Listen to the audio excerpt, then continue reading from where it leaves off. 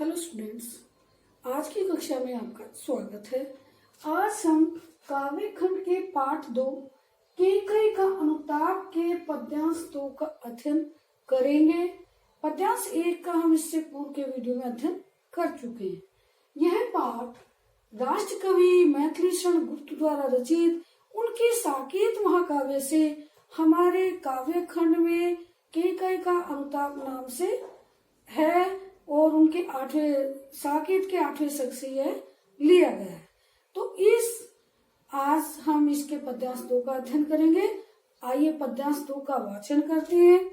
हे भृत्य भद्र कहो अभिप्सित अपना, सब सजग हो गए भंग हुआ जो सपना।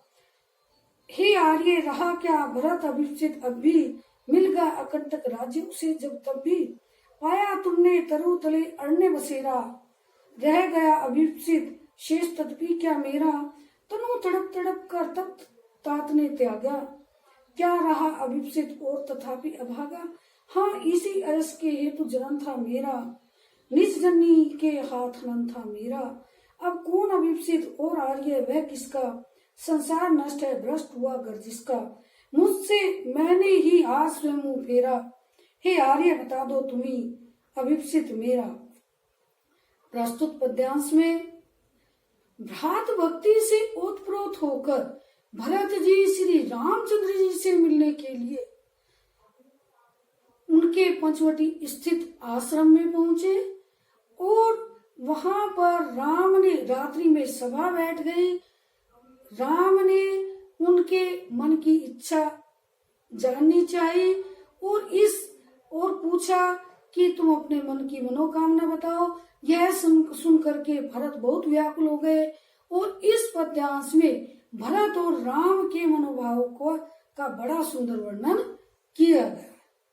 हे भरत भद्र कहो, यहाँ पर इसके कठिन शब्दों को देखते हैं।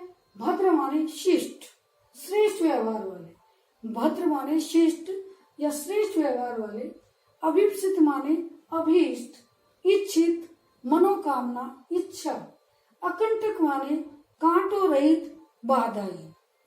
तो हे भरत अब कहो अभिप्सित अपना। श्री राम भरत जी से कहते हैं कि हे शिष्ट व्यवहार वाले भरत, श्रेष्ठ भरत, तुम्हारी क्या मनोकामना है, तुम्हारे आने का कारण क्या है, या तुम्हारे मन में क्या इच्छा है, तुम्हारे मन की वह इच्छा बताओ। श्री राम जी के सब सजग हो गए भंग हुआ जो सपना। श्री राम के इस प्रकार इस प्रश्न को सुन करके सभा में उपस्थित सभी लोग सजग हो गए, जैसे सभी स्वप्न को देखते हुए जाग उठे हो। हे आर्य रहा क्या भरत अभिप्सित, अभी श्री राम के इस प्रकार के वचनों को सुन करके भरत अत्यधिक व्याकुल हो जाते हैं और वे दुख पूर्वक कहते हैं कि हे श्रेष्ठ भ्राता श्री राम, क्या अब भी मेरी कोई मनोकामना शेष रह गई है, जिसे अकंटक बाधाहीन राज्य मिल गया, अर्थात जो राजा बन गया हो, क्या राजा बनने के बाद भी उसकी कोई मनोकामना शेष रह गई। और जिसके भाई और तुम्हें वन में वृक्ष के नीचे अरण्य बसेरा मिल गया, अर्थात तुम्हें वनवास प्राप्त हो गया हो, जिसके भाई को वन में रहने के लिए वनवास मिल गया हो और जो स्वयं राजा बन गया हो, तो क्या उसकी कोई मनोकामना शेष रह सकती है। रह गया तनु तड़प तड़प कर तप्त तात ने त्यागा। भरत ने भावुक होकर के कहा कि जिसके पिता ने, तात माने पिता, जिसके पिता ने तड़प तड़प करके अत्यधिक दुखी होकर के प्राणों को त्याग दिया हो, क्या उस अभागे की उसके बाद भी कोई मनोकामना शेष रह सकती है। हाँ इसी अयस के हेतु जन्म था मेरा, इस अपयस के लिए ही संसार में मेरा, हे भाई श्री राम, इस अपयस के लिए ही इस संसार में मेरा जन्म हुआ था। वो निज जननी के हाथ हनन था मेरा, और मेरी मानसिक और चारित्रिक हत्या करने वाली और कोई नहीं, स्वयं मेरी माँ थी। स्वयं मेरी माँ के द्वारा ही मेरी भावनाओं की हत्या हुई है।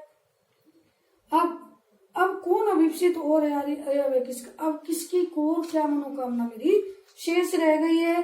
संसार नष्ट है, भ्रष्ट हुआ घर जिसका, जिसका संसार नष्ट हो गया, जिसका परिवार ही टूट गया, जिसका परिवार बिखर गया, मुझसे मैंने ही आज स्वयं मुंह फेरा, और आज मुझे स्वयं अपना मुंह देखने में लज्जा का अनुभव और गलानी होती है। स्वयं मेरी जीवित रहने की कोई इच्छा नहीं रह गई है, मुझे स्वयं से विरक्ति हो गई है। तो ऐसे में हे आर्य, तुम्हें बताओ कि मेरी और क्या मनोकामना शेष रह सकती है। तुम ही बताओ कि क्या कोई मेरी इच्छा शेष रह सकती है। प्रभु ने भाई को पकड़ हृदय पर खींचा, रोदल जल से सैनो तूने फिर सींचा। श्री राम ने भरत के इस प्रकार के दुखपूर्ण वचनों को सुनकर के, हृदय की गहराई से निकले हुए वचनों को सुनकर के, अत्यधिक प्रेम से भर करके अपनी ओर खींच करके अपने हृदय से उसे लगा लिया और उस पर अश्रु वर्षा करते हुए कहा कि उसके हास्य की था मिलेगी किसको, जनकर जननी ही जान न पाई जिसको। कि उसके मन की गहराई को, उसके मन के भावों की गहराई को इस संसार में कौन समझ सकता है, जिसे जन्म देने वाली उसकी माता ही उसकी इच्छा, उसके मन के भाव को, उसके परिवार से संबंधित प्रेम को ही नहीं जान पाई। तो पुनः इसका एक बार केवल अर्थ सुनते हैं कि प्रस्तुत पद्यांश में श्री रामचंद्र जी भरत से प्रश्न पूछते हुए कहते हैं कि हे श्रेष्ठ व्यवहार वाले भाई भरत, अब तुम अपनी मनोकामना बताओ, तुम्हारे मन की क्या इच्छा है उसे बताओ, तुम्हारे आने का यहाँ क्या कारण है। इस प्रकार के राम के इस प्रश्न को सुन करके सभा में उपस्थित सभी लोग सजग हो गए, जैसे सब सपन देखते देखते जाग उठे हो। भरत कहता है राम के इस प्रश्न को सुन करके अत्यंत दुखी हो जाते हैं और दुख पूर्वक भरत कहते हैं कि हे श्रेष्ठ भाई श्री राम, क्या मेरा अब भी कोई मनोकामना शेष रह गई है। मुझे तो बाधाहीन राज्य प्राप्त हो गया, अर्थात मैं तो राजा बन गया हूँ, और तुम्हें वन वृक्ष के नीचे अरण्य बसेरा मिल गया है, तुम्हें वनवास मिल गया है। तो ये सब होने के बाद भी क्या मेरी कोई मनोकामना शेष रह गई है। अत्यधिक भावुक हो करके भरत आगे कहते हैं कि जिसके पिता ने तड़प तड़प करके अपना शरीर त्याग दिया, अपने प्राण त्याग दिया हो, क्या उस अभागे की इतना होने के बाद भी कोई मनोकामना शेष रह सकती है। हाँ, वे कहते हैं कि मेरा इस अपयश के लिए, इस संसार में इस कलंक को लगाने के लिए मेरा जन्म हुआ था, और यह इसको लगाने वाली कोई और नहीं अपितु मेरी माता ही है। उन्होंने ही मेरी मानसिक और चारित्रिक हत्या की है। तो इसीलिए मेरा संसार जिसका है भाई, अब तुम बताओ श्रेष्ठ भाई, तुम बताओ कि मेरी क्या मनोकामना शेष रह सकती है। जिसका संसार ही नष्ट हो गया हो, जिसका परिवार लुट गया हो, जिसका परिवार नष्ट हो गया हो, बिखर गया हो, सब दुख में हो, तो क्या इतना सब होने के बाद उसकी कोई मनोकामना शेष रह सकती है। अब तुम ही है, बताओ।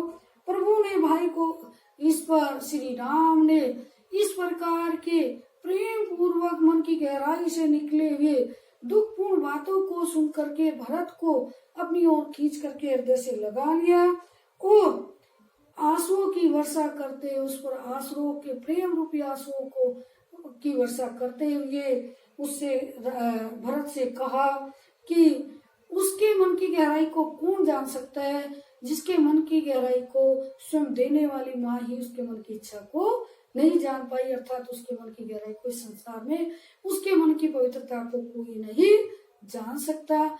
तो यहाँ पर भ्रातृ हृदय के प्रेम की गहराई को स्पष्ट करने का प्रयास किया है। इसे गुप्त जी ने बड़ी सरलता और भावात्मकता के साथ व्यक्त किया है। यहाँ पर जब भरत जी के अत्यधिक दुखपूर्वक बातों, भरत जी राम के प्रश्न को सुनकर अत्यधिक दुखी हो जाते हैं और पूरे आवेग के साथ अपने मन में स्थित सभी भावों को राम के समक्ष प्रकट करते हैं। तो यहाँ पर इसकी शैली जो है प्रबंधात्मक, भाषा साहित्यिक, खड़ी बोली, अलंकार, उपमा और अनुप्रास है, रस शांत है, शब्द शक्ति लक्षणा है, गुण प्रसाद। तो आज हमने यहाँ पर भरत और राम के भावों के विषय में जाना। इसके आगे के पद्यांश का आगे के वीडियो में अध्ययन करेंगे। धन्यवाद।